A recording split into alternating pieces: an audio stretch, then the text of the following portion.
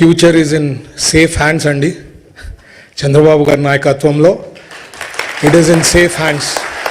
ఎందుకు చెప్తున్నా అంటే చాలామందికి డౌట్ ఉంది, నెక్స్ట్ ఇప్పుడు బిజినెస్ పెడితే ఆర్ ఇండస్ట్రీ పెడితే ఫ్యూచర్ ఎట్లా అని. ఒకటే చెప్తున్నా అందరికీ, సొంత చెల్లికి సొంత మదర్కే న్యాయం చేయనోడు 5 కోట్ల మందికి ప్రజలకి ఏం చేయగలుగుతాడు అనేది ప్రతి ఒక్కరు ఆలోచించాలా.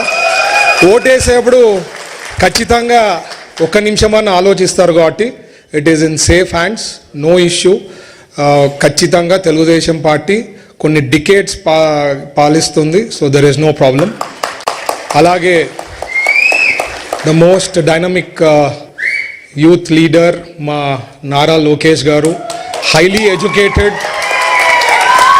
175 ఎమ్మెల్యేలు, 25 ఎంపీలు ఆ రాజ్యసభ ఎంపీలలో స్టాన్ఫర్డ్ నుంచి చదివిన వాళ్ళు ఎవరు లేరండి.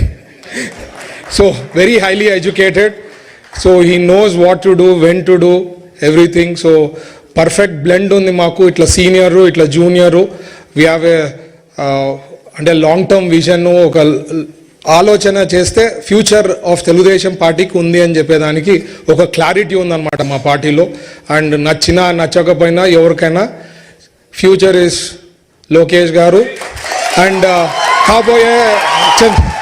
కాబోయే ముఖ్యమంత్రి కూడా మన లోకేష్ గారు ఫ్యూచర్లో. అలాగే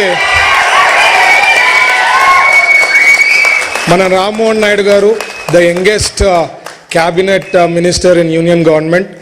అండ్ రామ్మోహన్ నాయుడు గారికి నేను ఎప్పుడు సార్ విజన్ ఏదైతే ప్రతి డిస్ట్రిక్ట్లో ఎయిర్పోర్ట్స్ రావాలా అని చెప్పి సార్ థాట్ ప్రాసెస్ ఉంది. నాకు తెలిసి గ్యారంటీ రామ్మోహన్ నాయుడు గారు ప్రతి డిస్ట్రిక్ట్ హెడ్ క్వార్టర్స్లో ఎయిర్పోర్ట్స్ పెట్టి మా కర్నూలు నుంచి కూడా విజయవాడకి తొందరగా ఫ్లైట్ని ఏర్పాటు చేయాలని మరి ఇక్కడి నుంచి కూడా రిక్వెస్ట్ చేస్తాం.